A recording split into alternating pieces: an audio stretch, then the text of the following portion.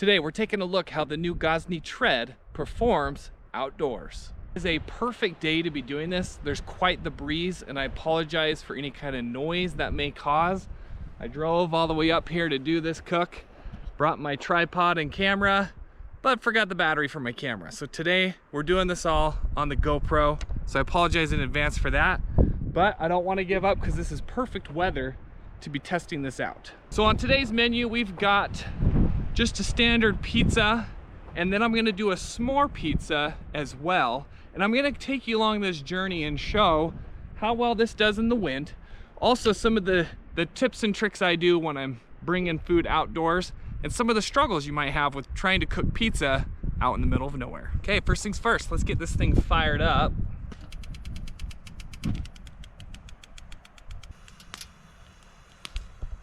While that's warming up, let's go ahead and get our dough ready. We've got a fire going in the background here, so you can kind of see how windy it is. So I like to put each dough ball just in a little container here. And so one of the cool things with the Tread is that this top part here, I've temped it at about 150. I don't know if that's gonna be the case out here with the wind, but I'm gonna set my dough on top of here while this is warming up. Let that dough warm up a little. It's a little easier to stretch once it's warm. I have cooked pizzas camping before, actually for all my extended family, and the trouble was keeping the dough warm because it was cold outside, it's hard to stretch. So it was the Unicode 16, so I just kind of placed the dough underneath it and that would help warm it up. But we'll check and see how this does for us. You can kind of see that flame is struggling.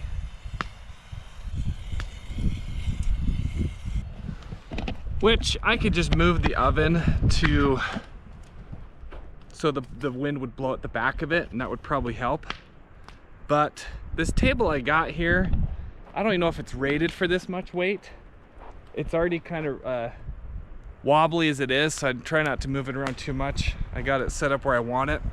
It's a great table though. I love it for eating on and stuff. It's just not made for a pizza oven. So if the Gozney Tread stand were out, which it doesn't come out till May, I guess I've had issues with it. So it'd be much easier just to rotate that and it'd be able to handle this weather. So I have turned the oven so the wind's at the back, but it just keeps moving around. You can see the flames just getting blown all over. But to its credit, it has not blown out once. And we're a good 20 minutes into this. I think we're almost ready to cook. I did not bring an infrared gun. I'm going off of this on the side, which with my testing at home, after it's heated up for 20-30 minutes, is pretty accurate. So like I said, trying to keep things to a minimum, because when you go out camping and bring in all this stuff to cook, you want to keep it as minimal as possible. Which brings me to another thing. I really do wish they had a way to do this with wood, because lugging a big propane tank with you to do this does make it more difficult. I mean, even if they left room in the stone to have sticks to throw back there and get a fire going and then launch pizza and throw more sticks, would have really been cool. Then you wouldn't have to lug this thing around. Okay, our oven is sitting at about 750, 800, somewhere around there.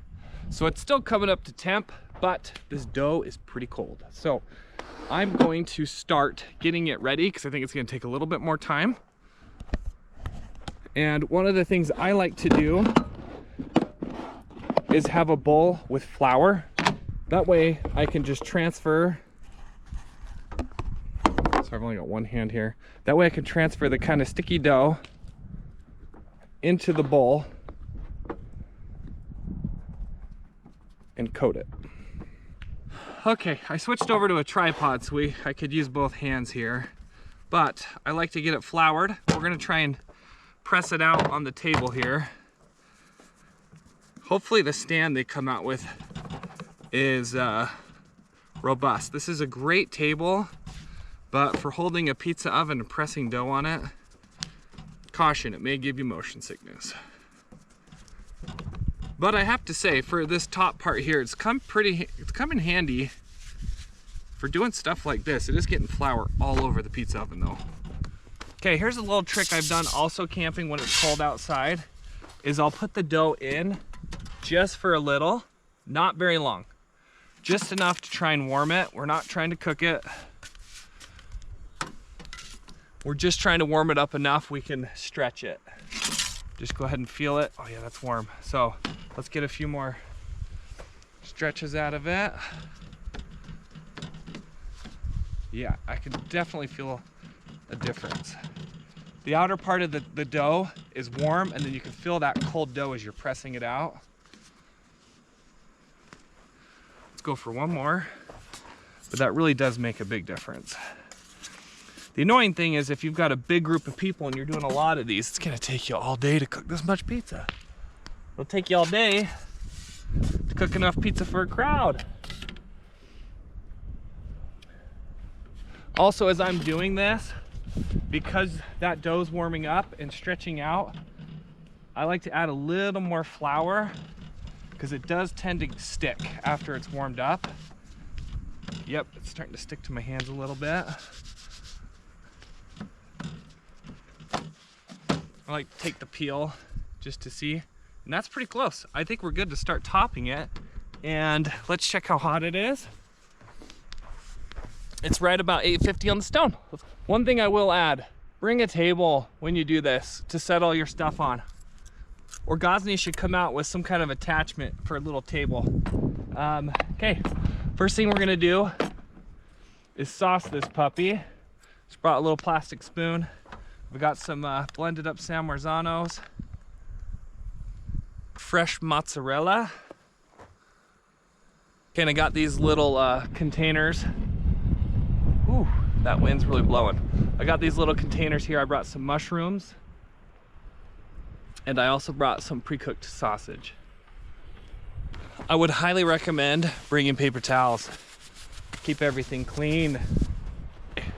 Let's go ahead and launch our pizza. So you can see that it's not taking up the whole peel. So what I always like to do is just stretch it out, do a little final stretch on it.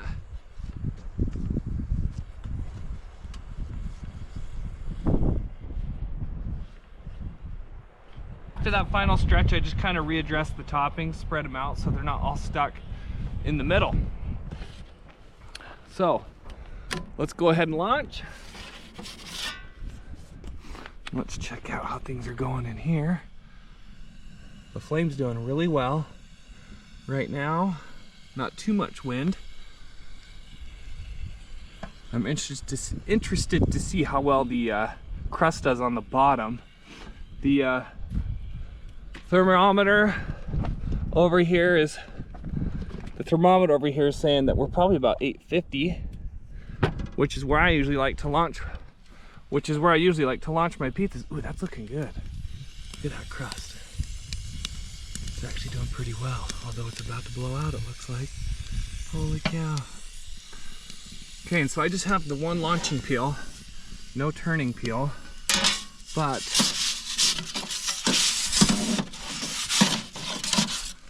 if you only have one hand, do what you gotta do to make it work.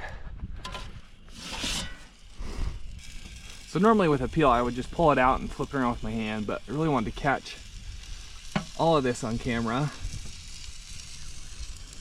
Let's take a look. The crust, that's looking pretty good. We'll have to see the entire crust when it's done. Okay, let's see how we're doing. Let's do a little rotation.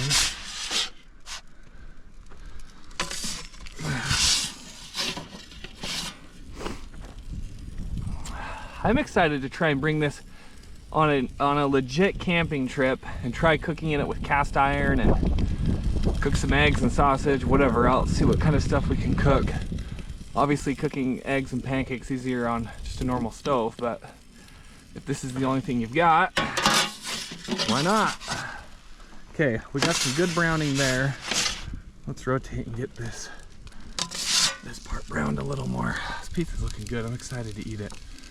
I find when you're camping, food tastes better, so this is probably gonna be one of the best pizzas I've ever had. Check underneath. Looking pretty good. Okay, I think we're good. Let's bring that out. Ooh, yeah. Okay, let's check that pizza out. That actually looks really good. That is a good looking pizza. Let's check underneath. Oh yes, beautiful. Looks like it tore the bottom a little. That's a good looking pizza. Okay, let's go ahead and cut this thing up and try a bite. Again, I really hope that stand they come out with can hold this thing better than this table. But you can tell it's cold out here. Look at that steam coming off there, it's hot. Let's try a bite.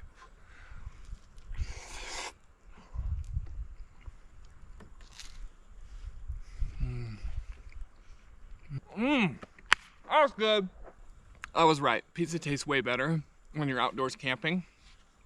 Technically, I'm not camping tonight, but I'm outdoors. One other tip I wanted to tell you is I knew I was making 2 pizzas, but I brought 3 dough balls. Always bring extra because mistakes happen. I want to give a quick shout out to today's sponsors. First off, I want to thank White Duck Outdoors. They sent me an awesome tent, big tent that me and my boys have slept in.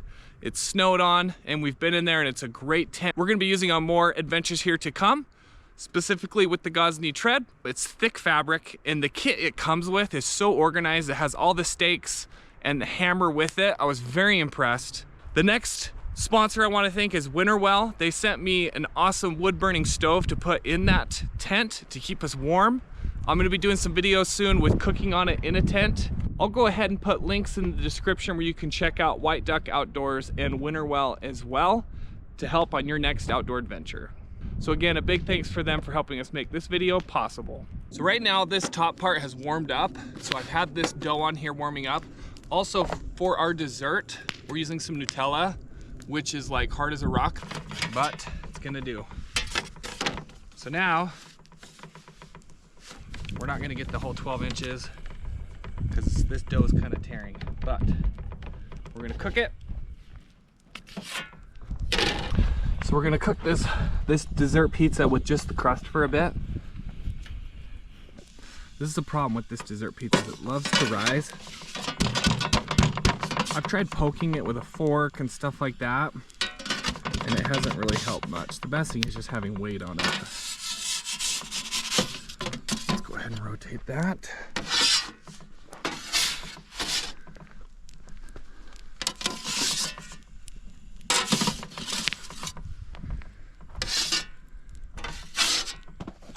Shoot. Don't tell anyone that happened. Looks pretty clean. That's what happens when you're outdoors. Luckily I didn't put any of the toppings on yet. That would have been a disaster.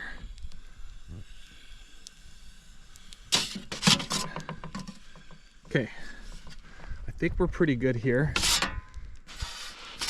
Now let's top this thing. I like to take a spoon and just press down the middle like so, and then take the Nutella. I just like to put on the back of the spoon, and in hindsight, shoot, dang it, broke my spoon. In hindsight, I wish I'd put this on sooner, but the good thing is once you kind of get it on here and leave it for a sec, it's usually a little bit easier to spread. But this is a s'more pizza, which is one of my favorite dessert pizzas. Not even really a s'more fan, but this is really good. Just start spreading it. Yeah, see already you can tell that warmth is loosening it up. So I usually just do enough to get a nice little base layer. Now the next ingredient, marshmallows. I want to pour those on. And we want to cover up the Nutella with the marshmallows. If you don't, chocolate burns at a very, very low temperature. So try and protect it as much as you can from the direct heat. We'll lose a few marshmallows along the way, but it's worth it. Okay, it's pretty heavy on the mallow. The key with this pizza, never launch it on full throttle. Minimum, do it on low. Or else these mallows just catch on fire. That one's gonna catch on fire. That one launched right out. But it's literally like throw it in for like just a few seconds. Look at that, already browned. Do a full turn. Let's go back in. And seriously, just for a few seconds. Because once they catch fire, flavor just isn't as good unless you're the type who likes burnt marshmallows, which I like them browned like this. And sometimes, like right now, let's do it. I'll just turn it off and throw it in. Okay, sorry about that. The camera turned off right as it was cooking, but I literally just had it in without the flame. And the thing I like about that is it still cooks it, but also the marshmallows tend to melt a little better. So you get a nice gooey marshmallow instead of just cooked and then the base layers hard marshmallows. So, oh, take a look at that. That looks yummy. That is a s'more pizza. So here's the trick on cutting it. The trick here with cutting, if you use even a normal pizza cutter or this pizza cutter, the marshmallows want to stick to it. So you need to drop your stuff. Let's clean that off. You need to get some cooking spray and put it on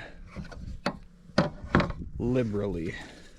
This makes a huge difference. I'll show you the difference between cutting with it pammed, and with it not. So look at that. I kept my marshmallows. Cow. Okay, here we go.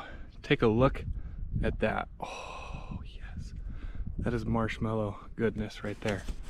Let's go ahead and try a bite.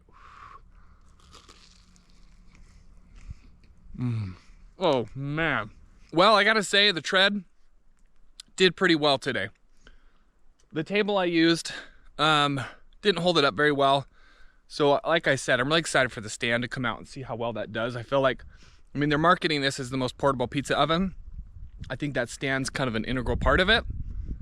But the oven did great and the flame never blew out. Very impressed with it so far for just doing an initial outdoor cook. There's plenty of other outdoor cooking I'm wanting to do with it. Let me know what kind of things you guys want to see me do with the Gozney tread. And check out some of my other review videos on pizza ovens. Make sure you're subscribed so you can see more great videos on the Gozney tread and other great stuff. Thanks for stopping by.